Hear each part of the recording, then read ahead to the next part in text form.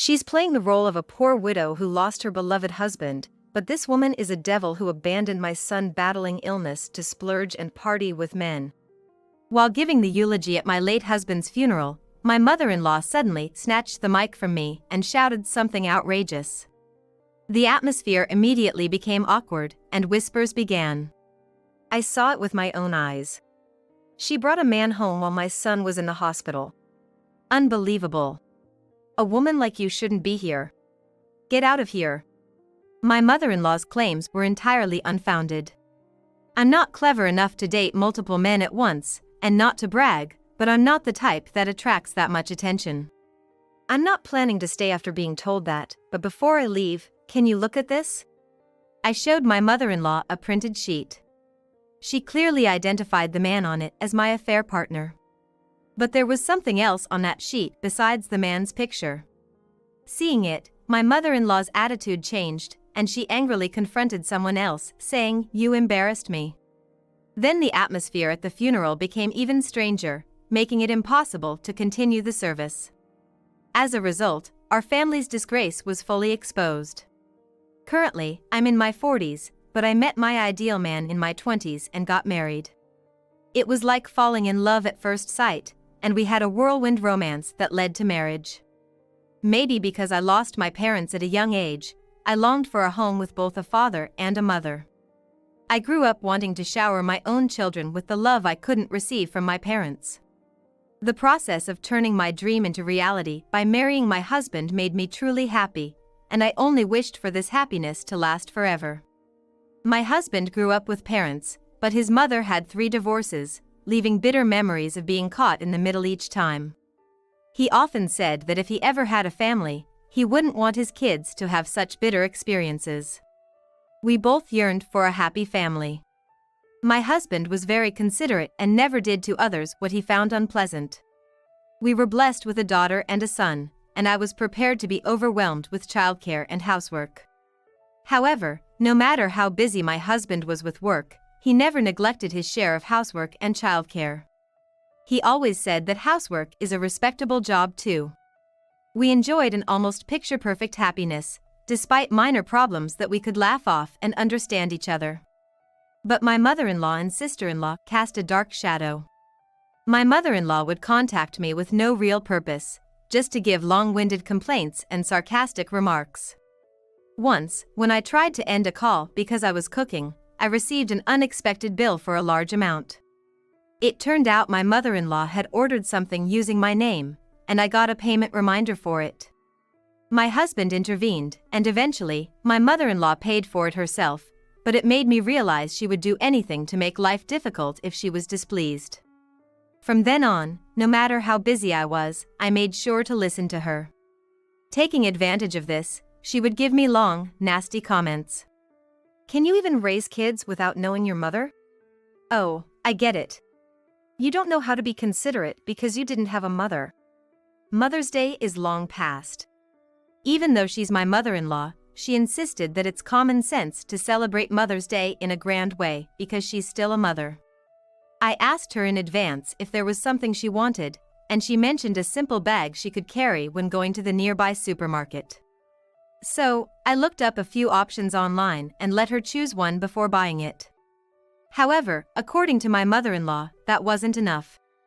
It was the grand celebration that mattered. On that day, my kids celebrated Mother's Day. I am a mother too. I wanted to argue because it felt so unfair, but I stayed silent out of fear of her retaliation. My sister-in-law often shows up at our house without any notice. And she always brings my mother-in-law along. Dealing with either one alone is challenging enough, but both together is a nightmare for my nerves. By the way, my sister-in-law and my husband have different fathers. My sister-in-law has kids, but they're younger and still need a lot of care. However, when she comes to our house, it seems she leaves her kids somewhere else. Although I see my sister-in-law quite often, I can count the number of times I've seen her kids. When my sister-in-law visits, she always snoops around the house and asks for things that catch her eye. This is gourmet ham, isn't it? You've got 2, so it's okay if I take one, right? Oh, and there's wine. Lucky me. She says she's jealous of the nice food we have and continues rummaging around the kitchen, stuffing non-perishables into a bag. Since I never know when the two of them will show up unannounced, I've developed the habit of hiding expensive items. But sometimes, like now, I don't have time to do that, especially around the holidays when we get gifts. Knowing this, my mother-in-law and sister-in-law time their visits perfectly. By the way, didn't your kids wear new clothes recently? I want those because they look brand new, so don't let them wear them too much. Kids grow fast, so we often buy new clothes even on regular days. My sister-in-law seems to keep track of my kids' outfits, noting the colors, sizes, and brands. Then she demands those clothes, saying things like, "I want that outfit from the other day," or "I want the clothes they're wearing now." When my daughter was still little, my sister-in-law once asked for my daughter's toy because her baby, who wasn't even a month old, liked it. A baby less than a month old can't even hold a toy properly. When my daughter refused, my sister-in-law snatched it from her. Then she forced the toy into her baby's hands, acting all pleased, saying, "Aren't you happy?" Immediately after, my daughter started crying loudly, and it was tough to calm her down. This is what happens when someone who didn't know their mother tries to be a mother. You're a mother, so hurry up and make your daughter stop crying. If you can't, I'll tape her mouth shut for you. Who did she think caused this in the first place? I was furious. And taping her mouth shut? It was scary that my sister-in-law, who is also a mother, could say something so outrageous. Later, my husband sternly scolded my sister-in-law, which somewhat settled the situation, but my daughter started avoiding her aunt. As these incidents piled up, my husband and I reached our 40s. Times changed, and the regular health checkups at my husband's workplace turned into comprehensive medical exams. The idea was that more detailed examinations would lead to early detection and treatment. Both my husband and I always paid attention to our health. We maintained a balanced diet, making disliked foods more palatable. Thanks to that, my family ate everything served and never left any food. We also made sure to exercise regularly. We actively participated in light exercise groups organized by the local community and joined the local gym, going whenever we had time. Some suggested getting a personal trainer at the gym, but we didn't aim for a bodybuilder's physique, so we didn't go that route. I think my husband's practical and serious nature subconsciously led us to this decision. Personally, I'd be happy if my husband stayed youthful even as he aged. I didn't mind investing in that. My husband never had to undergo a follow-up exam from his past health checkups. Confident in his health, he was sure the comprehensive exam results would be no different. However, contrary to his expectations, he needed a follow-up exam. He told me not to worry, saying the need for a follow-up was due to minor discrepancies. Even after the follow-up, he remained optimistic. But the detailed examination results shattered both our expectations. The diagnosis was lung cancer. The doctor assured us that my husband's cancer was treatable. Even if it wasn't curable, many people were living normal lives while managing their condition, which was encouraging. My husband took the doctor's words positively and aimed for a full recovery. The doctor also explained that if the treatment didn't go as planned, we might have to shift from curing to slowing down the progression, which made us feel he was a considerate and honest doctor. My husband started treatment, trusting the doctor's words, but during the process, we found out something new. What we thought was just lung cancer was actually metastasized from pancreatic cancer. The pancreas is often called the silent organ, making early detection of cancer difficult. The lung cancer was found during the follow-up exam from the comprehensive checkup, but there was also a shadow on the pancreas. Initially, they were seen as separate cancers, but after further investigation, it was determined that the lung cancer had spread from the pancreas.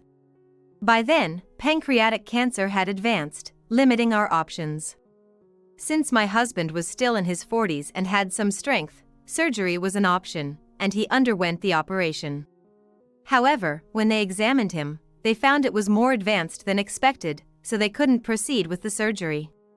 When he was given a terminal diagnosis, we both cried together. I knew that the day would come when I'd lose him, but I never imagined it would be so soon. I had pictured us growing old together, our hair turning white, our backs bent, our eyes growing dim, walking slowly but still holding hands. I thought death was something that would come much later. I was overwhelmed with despair and didn't know how to move forward. But my husband was different. Encouraged by people who outlived their initial prognosis, he developed a strong will to live. We prioritized his comfort, and when he wanted to come home, we made it happen. He went in and out of the hospital, extending his life by a few months, but a year later, he passed away. It was a small comfort that he died peacefully in his sleep, without the pain of cancer. During my husband's battle, my mother-in-law and sister-in-law never visited him. After he passed, they refused to contribute to the funeral costs, leaving me to cover all the funeral expenses. After his terminal diagnosis, I gradually prepared myself for the inevitable, knowing he wouldn't be with us for long. But when it actually happened, I felt like the ground was falling away beneath me. My kids were still teenagers, too young to be on their own. I knew I had to raise them by myself from then on. I had to stay strong. Fueled by sheer willpower, I managed to stand and serve as the head mourner at the funeral. On the contrary, being busy as the head mourner might have helped me stay distracted. Otherwise, I might have spent all day clinging to my husband's body, crying. My husband, who was still employed, continued to work as much as he could after his cancer diagnosis. His company was accommodating, letting him work half-days or remotely to reduce his burden. Both my husband and I were very grateful to the company.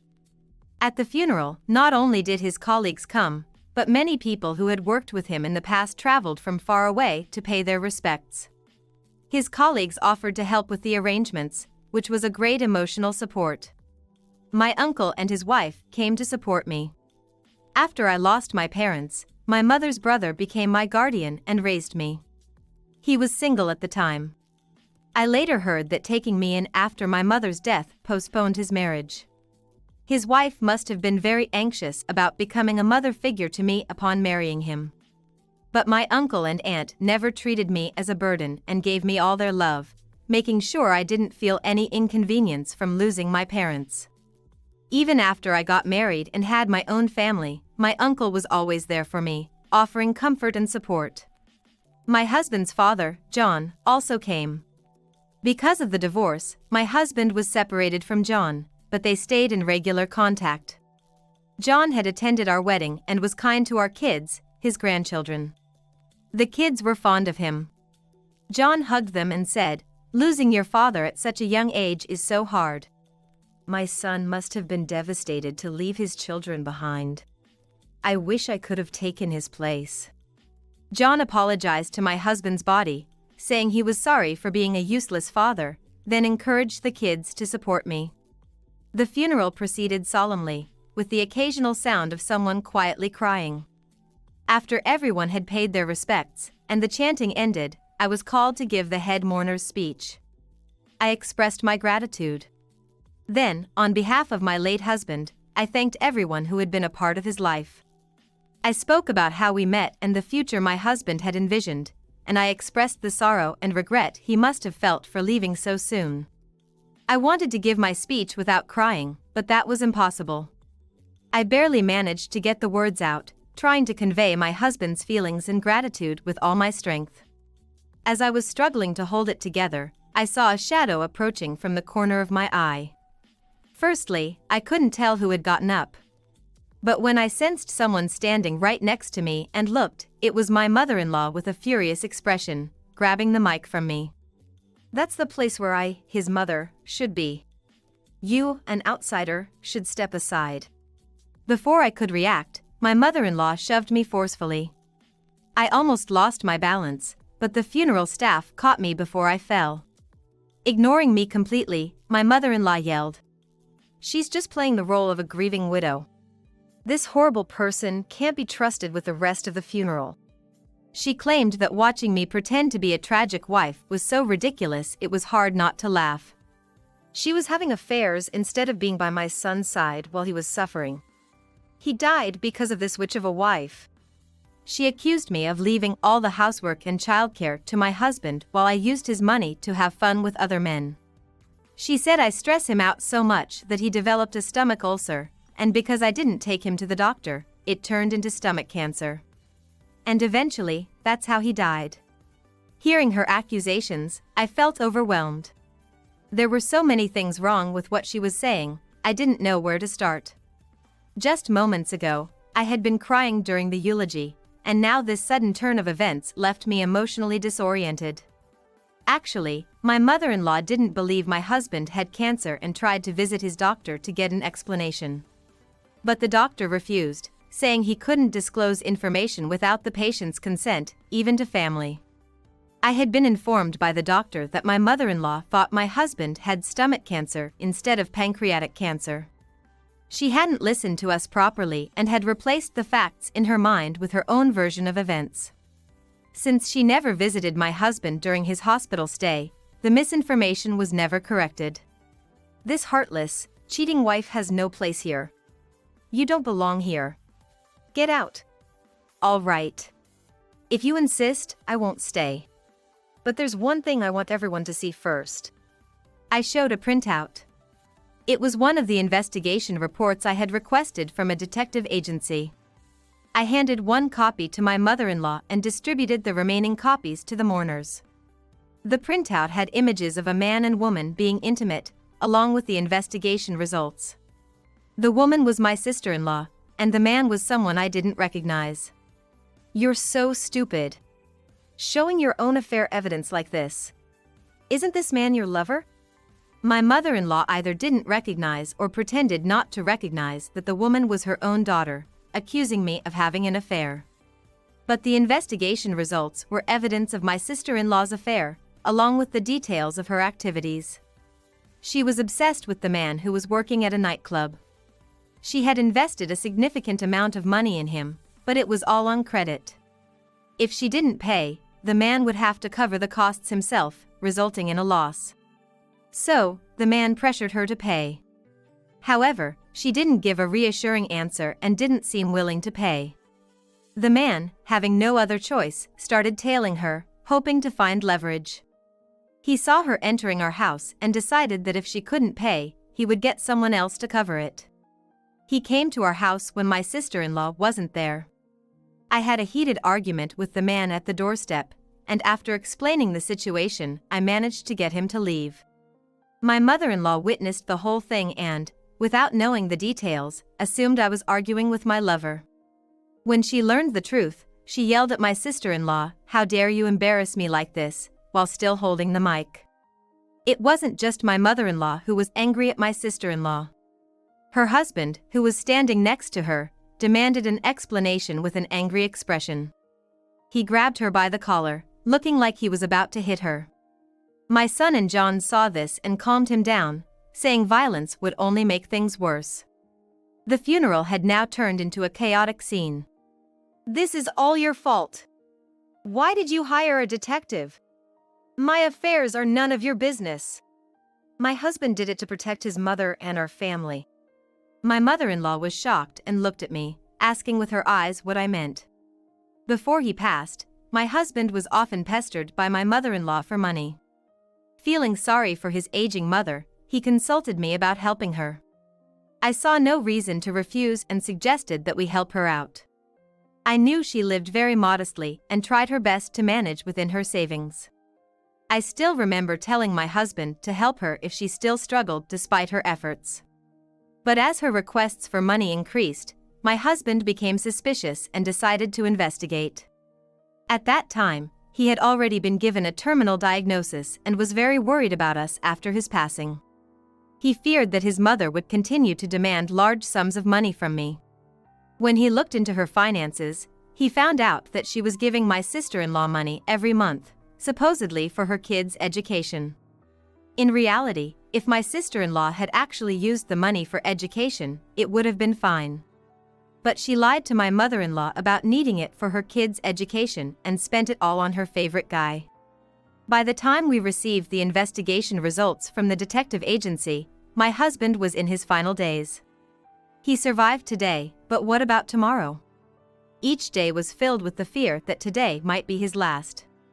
I was so overwhelmed with anxiety and grief that I didn't even look at the documents when they arrived.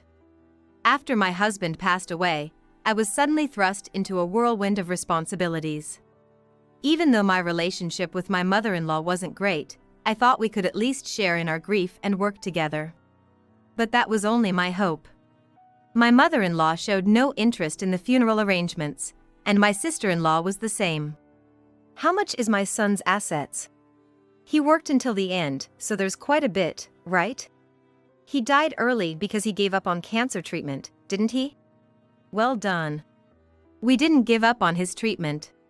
We couldn't go through with the surgery because it was too late. I was shocked that they thought we had just given up. I believed that everyone grieved differently and that they must have mourned my husband privately.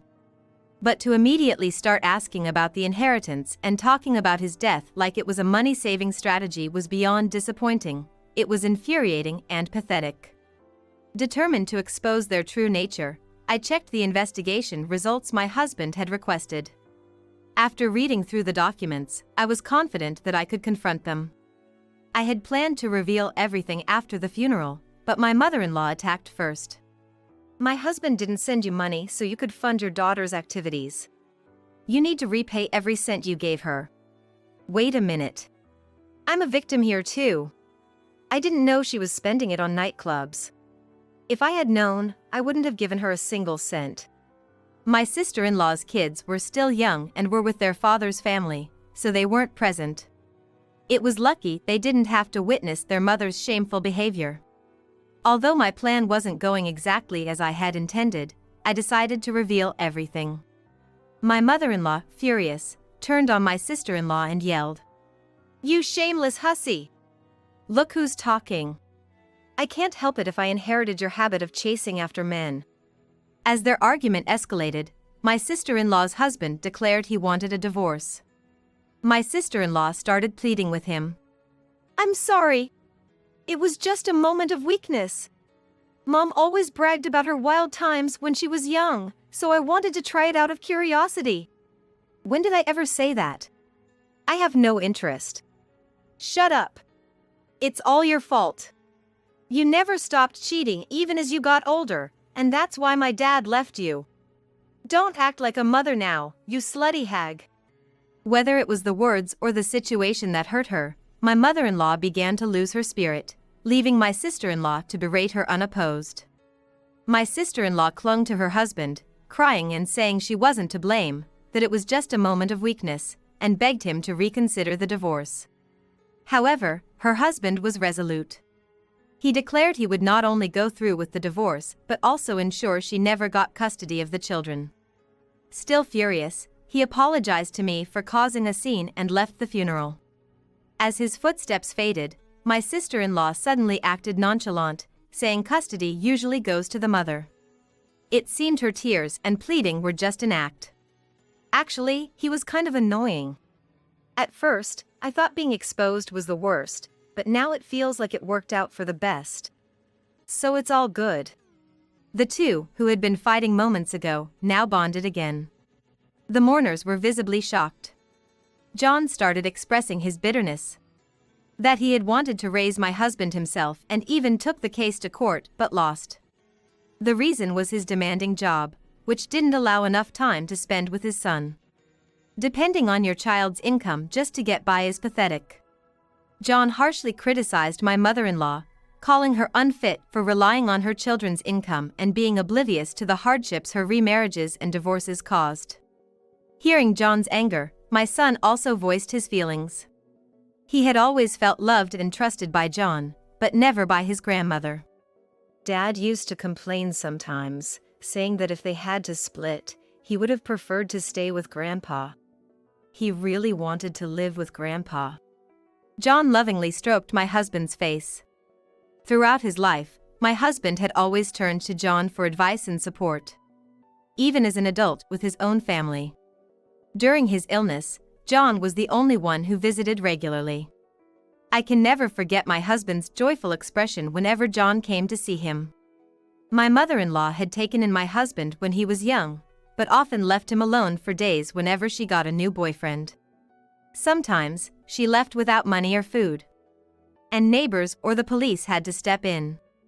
Despite this, my husband always helped her whenever he could. I cannot forgive her for ruining his funeral.